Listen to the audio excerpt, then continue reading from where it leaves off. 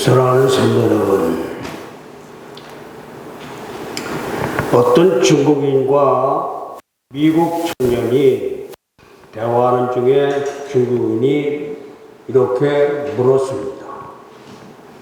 당신네 미국 사람은 아침에 일어나 제일 먼저 하는 것이 무엇입니까? 하고 물었습니다.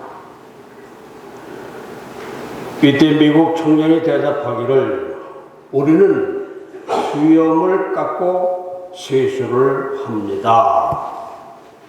그러자 이 중국인은 그래요? 우리 중국 사람은 제일 먼저 옷을 입는데요 하면서 서로 웃었다고 합니다. 성도 여러분, 하루의 생활에도 무엇을 먼저 하는지가 거의 정해져 있는 경우가 많습니다. 습관입니다. 그런데 하루가 아니라 인생에서 제일 먼저 하는 우선순위는 단순히 습관의 문제가 아니라 일생을 결정하는 중요한 문제가 되기도 합니다. 어떤 사람은 돈을 최고의 목표로 삼고 또 어떤 사람은 권력을, 어떤 사람은 지식을, 어떤 사람은 명예를 최고의 목표로 삼습니다. 그러나 이런 것들이 최고의 사람에게 목표가 되어서야 하는지는 생각해 봐야 할 일입니다. 돈이나 지식, 또한 지위나 명예 등의 그 사람의 삶에 중요한 것이기는 하지만 그 자체가 최고가 될 수는 없습니다. 성경은 사람의 삶의 목표가 하나님을 알고 하나님께 영광을 돌리는 데 있다고 말씀을 합니다. 하나님께 영광을 돌린다는 것은 여러 가지 의미가 있으나 이것은 하나님의 살아계심을 나타낸다는 말입니다. 우리가 하나님의 살아계심을 나타내려면 믿음 외에 봉사, 또한 헌신, 희생 등 여러 가지가 필요합니다. 사람은 이렇게 살아야 할 삶의 가치가 있다는 것이에요. 아멘입니까? 아멘. 여러분, 마태복음 6장을 보면 주님은 무엇을 먹을까, 무엇을 입을까 하는 것에 삶의 목표를 두지 말라고 하십니다. 먼저 하나님의 나라와 하나님의 의를 구하라고 하십니다. 그러면 이 모든 것을 다 하시겠다고 말씀하십니다. 하나님께서 하나님께 영광을 돌리는 삶을 살면 나머지는 하나님이 책임져 주신다는 것이에요. 믿습니까? 그러니 예수 믿는 우리는 무엇보다 하나님과 동행하는 삶을 살아야 합니다. 우리의 우선순위는 세상적인 것이나 육적인 것보다 하늘나라의 일과 영적인 것이 우선 되어야 하고, 우리가 무엇을 선택할 때에도 어느 쪽이 주님을 더 기쁘게 할까를 먼저 생각하고 선택하여야 후회 없는 선택을 할 수 있고 가치 있는 삶을 살 수 있습니다. 아멘. 아멘. 아멘. 어느 날 웨스트민스터 신학대학의 칼 트루먼 교수가 교회 성장과 유기에 관련 워크숍에서 교회에서 점점 젊은이가 사라지는 것에 대한 질문을 받았습니다.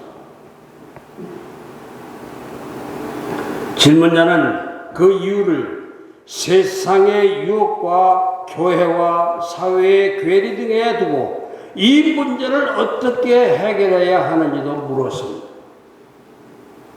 그러나 이 트루먼 교수는 전혀 다른 곳에 원인이 있다고 대답을 했습니다. 제가 그동안 연구한 바에 따르면 교회의 젊은이들이 점점 감소하는 가장 큰 이유는 부모님들이 주일 성수의 중요성을 분명히 가르치지 않았기 때문이라는 거예요. 비단 주일 성수뿐만이 아닙니다. 가정 예배와 그 외의 기독교적 가치관들과 우선순위에 대한 문제들도 마찬가지입니다. 주일날 아침 친구들이 모두 해변가로 놀러가는 것을 보면서 당신 또한 그들과 똑같이 바닷가로 놀라고 있지 않습니까?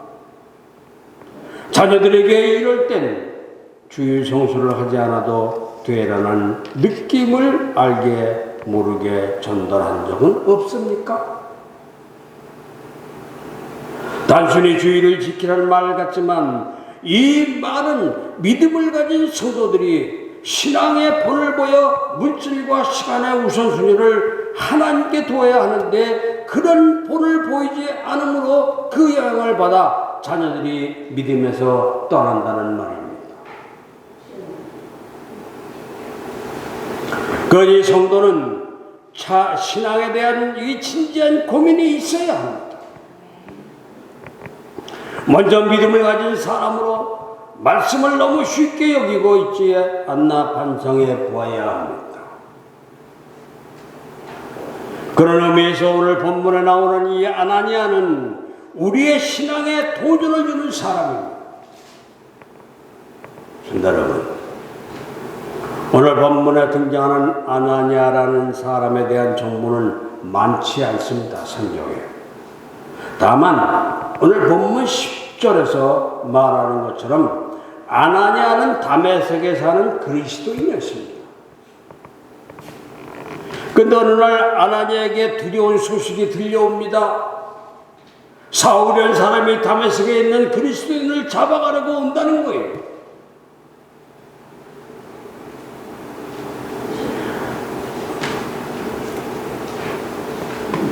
그런데 그런 소식이 있은 얼마 후에 이번에는 주님이 사울을 데려다가 치료하고 세례를 주며 음식을 주라는 겁니다. 아나니아라는 이름의 뜻은 여호와는 자비로우시다입니다. 이름의 뜻이 아주 좋습니다. 여호와는 자비로우시다. 아나니아. 그렇다면 여호와는 자비하시다는 이름의 뜻을 가진 이 아나니아는 이런 상황에서 어떻게 행동을 했겠습니까? 첫째, 아나니아의 고민은 사울에 대해 부정적인 생각을 가지고 있었습니다. 부정적인 생각을 가지고 있었어요. 사랑하는 성도 여러분, 사울은 예루살렘에서 약 200km 떨어진 다메섹으로 기독교인들을 잡으러 가고 있었습니다. 이 길은 당시에 걸어서 가면 대체적으로 약 3, 4일 정도 걸리는 거리였어요.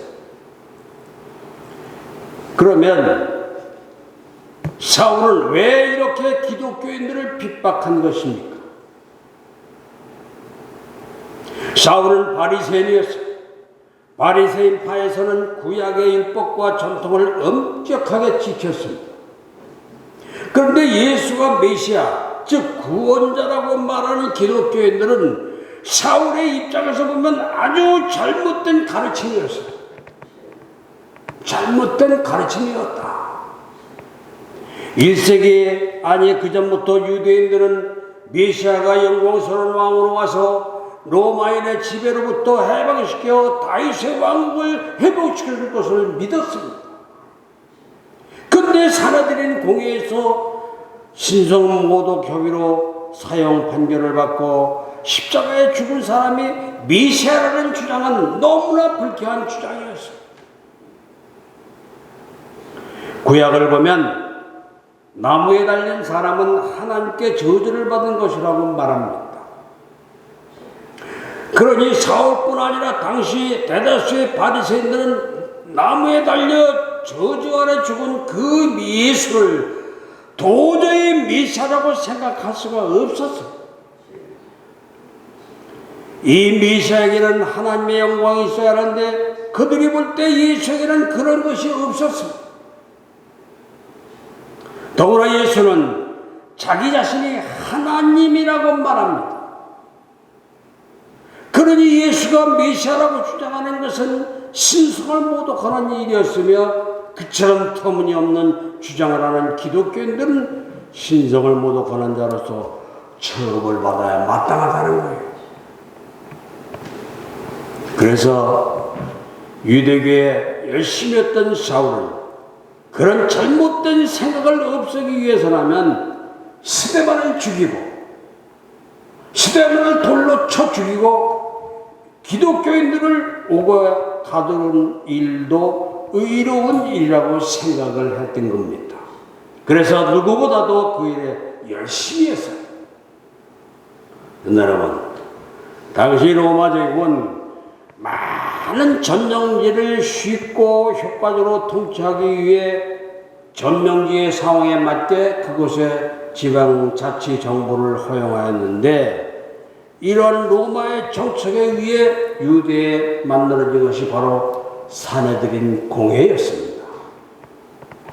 이 사내들인 공회는 유대인의 최고 기관으로 총 71명으로 구성되었는데, 주로 제사장이 많은 사두개인, 서기관이 많은 바리새인, 장로, 즉 이 족장 등 3계파로 구성되었고, 대제사장이 의장을 맡았습니다. 이들은 율법을 근거로 사형을 제외한 형을 내릴 수 있었어. 이것을 사도행전 9장 1절에서 2절에 확인할 수 있습니다. 우리 다 같이 사도행전 1장 9장 1절에서 2절을 한번 보겠습니다. 시작. 사울이 주의 제자들에 대하여 여전히 유혹과 상기가 등등하여 죄수장에게 가서 2절.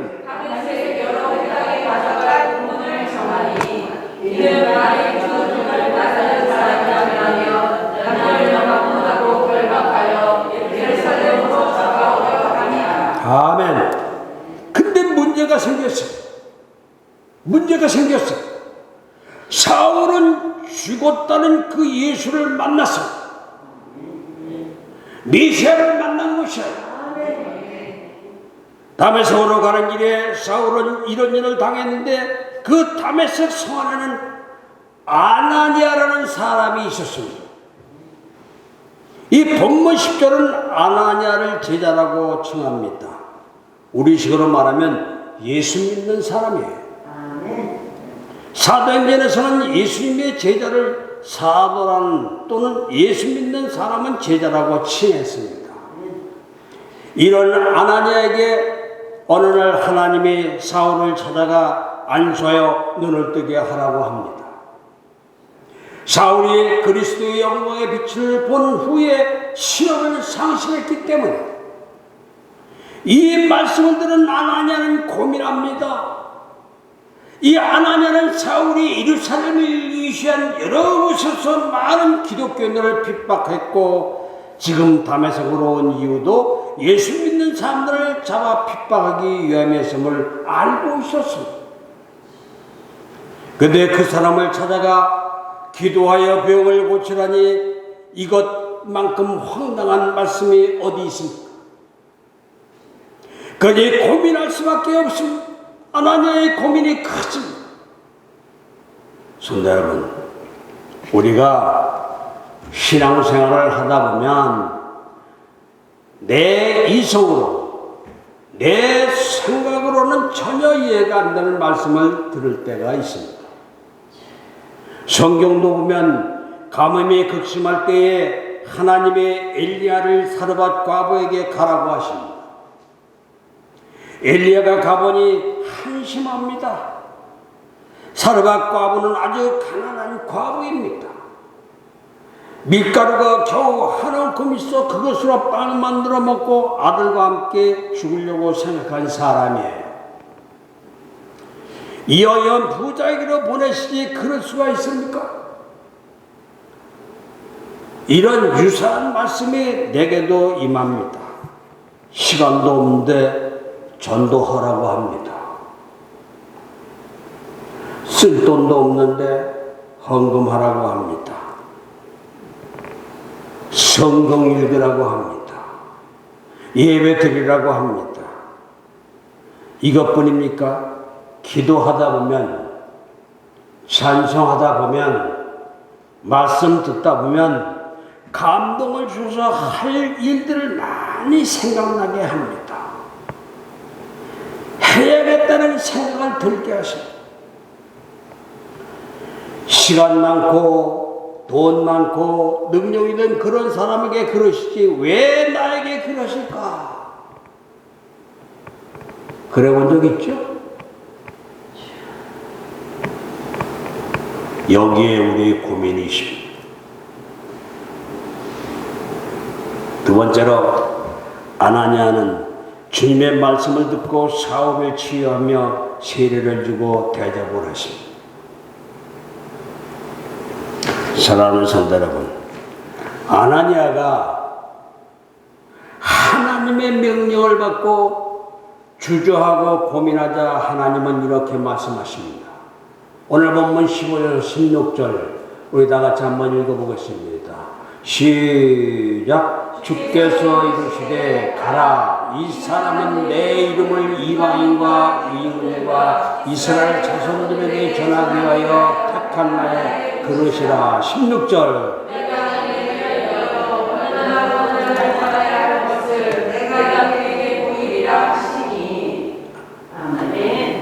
아멘이요. 이 말씀에 순종하여 아나니아는 집가에 있는 사울을 찾아가 이렇게 말합니다. 오늘 보면 17절입니다.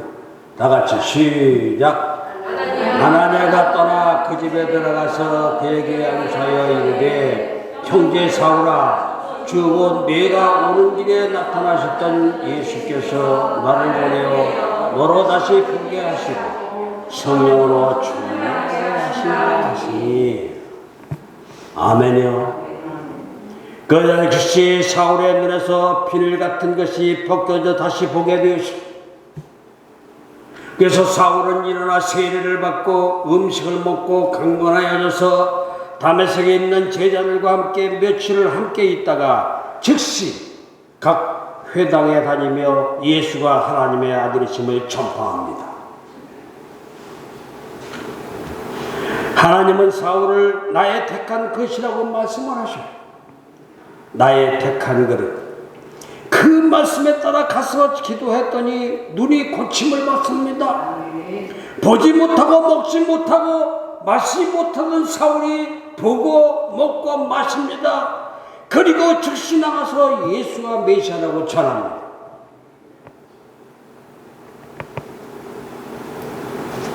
아나니아는 하나님의 말씀이 이해가 안 됐어요.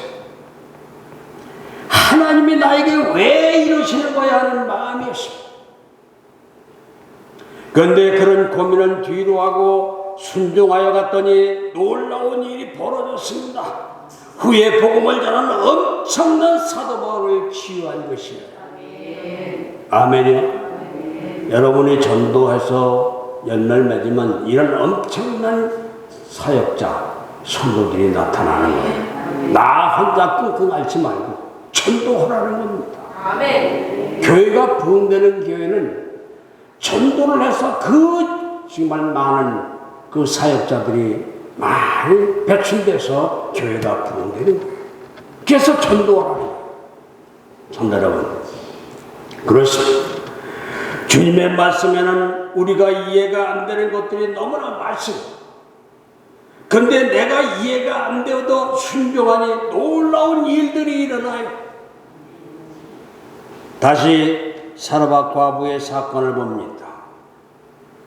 열왕기상 17장 10절을 보면 엘리야가 사르밧 과부를 만나서 물을 조금 달라고 합니다. 그리고 물을 가지러 가려고 하자 엘리야는 다시 떡 한 조각만 달라고 합니다. 그러자 사르밧 과부가 이렇게 대답을 합니다.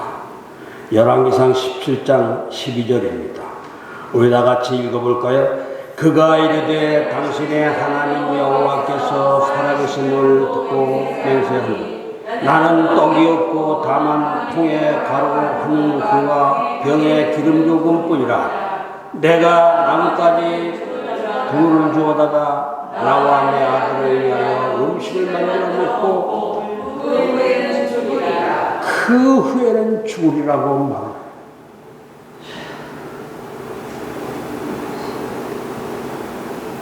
그런데 엘리야는 그 말을 듣고 그것을 떡 하나를 만들어 먼저 나에게 가져오고 그 후에 너와 내 아들을 위하여 만들라고 합니다. 기가 막힌 일 아닙니까? 여러분 어떻게 생각합니까? 이 말을 듣고 어떤 생각이 드십니까? 사르밧 과부는 어떤 생각이 들었겠습니까? 냅다 한마디 하고 싶은 생각이 들지 않았겠습니까? 수년 동안 가뭄이 들어 물도 없는 물을 달라고 하지 밀가루가 없어서 이것 먹고 나면 이제 아들과 죽어야 한다고 하는데도 굳이 먼저 빵 만들어 자기에게 달라고 하지. 무슨 선지자가 이래? 하는 생각이 안 들었겠습니까? 그런데도 이 사르밧 과부는 마지막 이 밀가루를 내어 빵을 만들어 엘리야에게 줍니다. 이제 어린 아들과 사르밧 과부는 굶어 죽는 일밖에 없습니다. 그런데 열왕기상 17장 14절에서 16절을 보십시오. 우리 한번 다 같이 한번 읽어볼까요? 이스라엘의 하나님 여호와의 말씀이 나 여호와가 비를 지면에 내리는 날까지 그 통에 가루가 떨어지지 아니하고 그 배에 기름이 없어지지 아니하니라 하셨느니라. 15절. 그가 나서 엘리야의 말대로 내려오더니 그와 엘리야가 그의 실수가 일어나며 말씀하시라. 여호와께서 엘리야를 보아 하시는 말씀같이 통에 가루가 떨어지지 아니하고 병에 기름이 없어지지 아니하니라. 아멘. 16절에 여호와께서 엘리야를 통하여 하신 말씀과 같이 정말 통에 가루가 떨어지지 아니하고 병에 기름이 없어지지 아니하게끔 이렇게 하나님은 역사하시고 순종하네. 말도 안 되는 말씀이지만 순종했더니 그 가족의 살 길이 열립니다. 그니 신앙적인 일에는 고민할 필요가 없습니다. 아니 주님의 말씀과 명령 앞에 고민할 필요가 없습니다. 그런데 우리는 자꾸 고민을 합니다. 왜 그렇습니까? 하나님을 제대로 믿지 못한다는 증거예요. 아니 믿음이 없다는 증거입니다.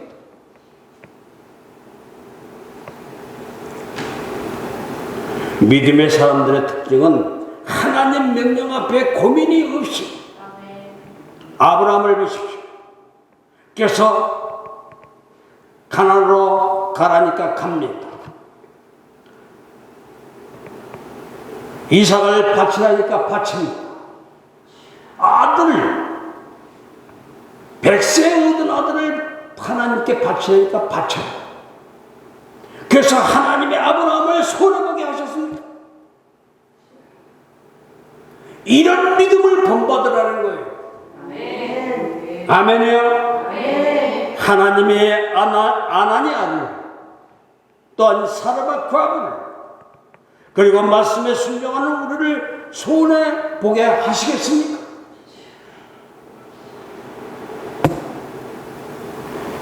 순종은 축복의 도구입니다.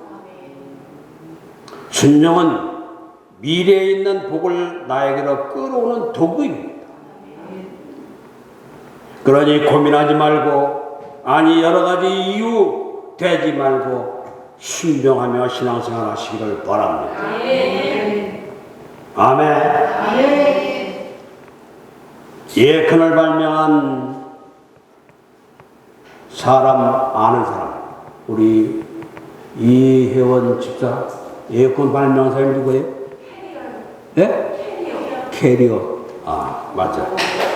사실이 사과는 달리나. 에어컨을 발명한 윌리스 캐리어 박사는 사람들의 고민을 해결할 수 있을지에 대해서 연구를 한 적이 있습니다. 그리고 나름의 이론을 통해 이른바 3단계 고민 해결 공식을 만들었습니다. 잘 들으세요. 1단계 사실을 파악하라. 1단계 뭐라고요? 사실을 파악하라. 2단계 사실을 분석하라. 2단계 뭐라고요? 사실을 분석하라. 3단계 결정하고 실행하라. 뭐라고요? 결정하고 실행하라. 사람들은 뻔한 답을 놓고 쓸데없는 걱정을 한다는 것이 이 캐리어 박사의 생각이었습니다. 그래서 엄청난 세계에 필요한 사람들에게 줄 수 있는 아주 정말 이 에어컨을 발명하지 않았습니까? 쓸데없는 고민이 많아 걱정이었던 미국의 사학가 하버드 홉스는 이 캐리어의 이 고민 해결 공식을 보고는 삶에 적극 적용을 했다는 거예요. 1단계 뭐라고요? 사실을 파악하라. 2단계 사실을 분석하라. 3단계 결정하고 실행하라는 거예요. 이 하버드 공식을 적용한 뒤, 하버드는 이 공식을 적용한 뒤 바뀐 자신의 삶을 이렇게 표현을 했습니다. 고민의 원인은 혼란입니다. 어떤 문제가 있을 때 오로지 그 문제에 대한 사실과 원인만 분석하면 문제는 곧 해결됩니다. 우물쭈물할 필요도 없고 골치 아플 필요도 없습니다. 이 방법으로 나는 고민으로부터 완전히 해방되었다는 거예요. 아멘이요. 사랑하는 성도 여러분, 이처럼 고민하지 말고 행하는 순종은 우리 그리스도인들에게도 모든 문제를 해결할 수 있는 원리입니다. 그리고 그리스도인들에게는 하나님과 동행하는 삶이 모든 문제를 해결할 수 있는 원리입니다. 아나니아를 보십시오. 말씀을 듣고 고민하지만 결국 순종을 합니다. 그것이 일을 만들어냅니다. 이것은 우리도 마찬가지입니다. 고민하지 말고 순종하십시오. 아나니아처럼 순종이 언제나 우리의 선택이 되시길 주님의 이름으로 축원합니다. 축원합니다. 아멘. 기도하겠습니다. 영적으로 성도에게 젖과 꿀이 흐르는 축복의 땅을 주신 하나님 아버지, 지혜 가운데서 신음하며 고통을 당할 때 예수님을 믿어 죄사함을 받아 구원함을 주신 것을 감사드립니다. 우리가 예수님을 믿어 하나님의 나라에 가는 길이 때로는 평탄하지 않을지라도 낙심하지 말고 믿음을 지켜서 축복의 세계까지 가도록 인도하여 주시옵소서. 십자가의 길이 영광으로 가는 통로임을 잊지 말고 끝까지 달려가 천국에 가도록 인도하시옵소서. 우리에게 홍해와 같은 장애물이 있을지라도 주저하지 말고 하나님의 능력으로 건널 수 있다는 믿음을 주시옵소서. 감사를 유지하기 위하여 과거의 은혜를 기억하게 하시는 하나님 아버지, 1년 365일 동안 하나님에게 대한 감사의 기억력을 잊지 말게 하시고 때마다 일마다 감사하는 성도가 되게 하여 주시옵소서. 이제라도 우리가 모두 하나가 되어 교회를 위하여 헌신을 다짐했던 대로 봉사와 전도에 온몸으로 불사르게 하시오. 개인의 사업에 더 애바른 노력을 하면서 땀을 흘린 만큼 하나님의 몸된 교회와 사회에 나가 빛과 소금이 되기를 위하여 땀을 흘리겠습니다. 이제 결심합니다. 주님을 기쁘시게 하는 가정생활, 사업, 그리고 부모의 말은 소임을 다하기를 소원합니다. 넘치는 은혜로 저희를 거듭나게 하여 주시옵소서. 살아 역사하시는 예수님의 이름으로 기도하옵나이다.